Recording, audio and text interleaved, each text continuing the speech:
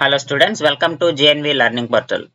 So ఈ వీడియోలో మనము కాంపిటేటివ్ ఎగ్జామినేషన్కి సంబంధించిన డైలీ కరెంట్ అఫైర్స్ చూద్దాము. దీంట్లో ముఖ్యమైన టాపిక్ ఏంటంటే ఇంటర్నేషనల్ ఓజోన్ డే.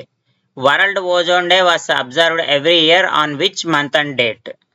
సో దీనికి ఆన్సర్ ఏంటంటే సెప్టెంబర్ 16. సో ప్రతి సంవత్సరం మనం సెప్టెంబర్ 16 తారీఖున వరల్డ్ ఓజోన్ డేని సెలబ్రేట్ చేసుకుంటూ ఉంటాము. Next, the theme of world ozone day 2025 is from science to global action. ప్రతి సంవత్సరము ఒక్కొక్క థీమ్ ఉంటుంది. 2025 సంవత్సరానికి వరల్డ్ ఓజోన్ డే థీమ్ ఏంటంటే from science to global action. Next question, ozone layer is located in which region of earth atmosphere? So earth atmosphere లో ozone layer ఏ region లో ఉంటుందని అడుగుతున్నాడు. దానికి కరెక్ట్ ఆన్సర్ ఏంటంటే స్ట్రాటోస్ఫియర్ లో ఉంటుంది. And what is the main function of ozone layer? Ozone layer protects the living organisms and creatures on earth by absorbing UV radiation from sunlight.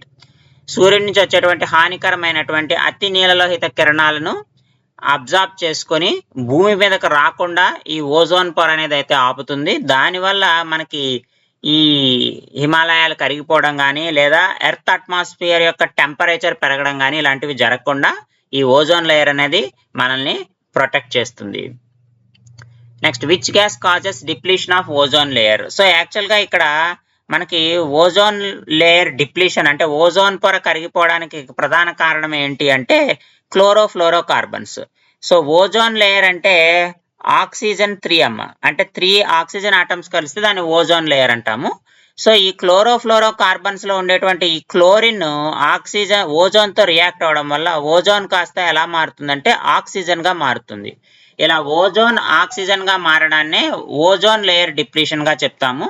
So ఇలా మారడానికి కారణం ఎవరు అంటే ఈ క్లోరోఫ్లోరోకార్బన్స్ లో ఉండేటువంటి క్లోరిన్ అన్నమాట. సో కాబట్టి వీటి వాడకాన్ని కనుక తగ్గించగలిగితే మనము ఓజోన్ పొరని రక్షించుకుంటాము.